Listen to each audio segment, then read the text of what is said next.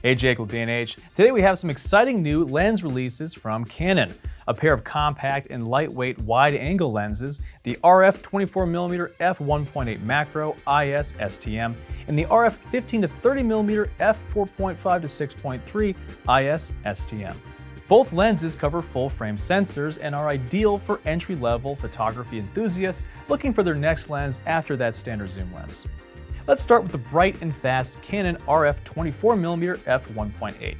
Now, a wide-angle prime has long been anticipated from the RF lineup, and now we finally have it.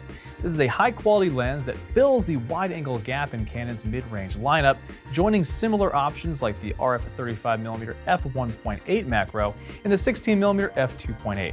The f1.8 aperture gives shooters great control over their depth of field and bokeh. It will perform very well in low light, which is especially important when shooting video. It offers excellent image quality thanks to one extra low dispersion class element, one aspherical element, and the Canon Super Spectra coating to help minimize ghosting and flare, while the 9-blade circular aperture provides soft and beautiful out-of-focus elements. If it wasn't obvious already, is it extremely compact and lightweight, weighing only 270 grams and measuring 2.5 inches long. Surprisingly, for a wide angle, this lens does have image stabilization, 5.5 stops of stabilization to be exact, and 6.5 stops of coordinated IS when paired with an EOS R series camera that features IBIS, making the lens ideal for handheld use and video capture, especially for use on drones or gimbals. As mentioned, the 24mm earned a macro designation through a 0.5 times maximum magnification at the minimum focusing distance of 5.5 inches, making the lens even more creatively versatile. Plus, the STM autofocus motor is fast and quiet for sharp stills, but maybe even more importantly for video capture, specifically vlogging thanks to the wide field of view and AF tracking capabilities of Canon EOS R cameras.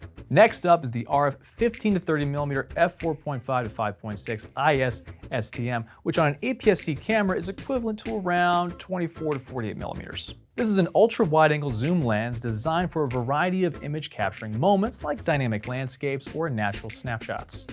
Measuring 3.5 inches long and weighing only 390 grams, Canon was able to shave off some weight and shrink down the size of the lens thanks to the use of a more conservative f4.5 to 6.3 variable aperture.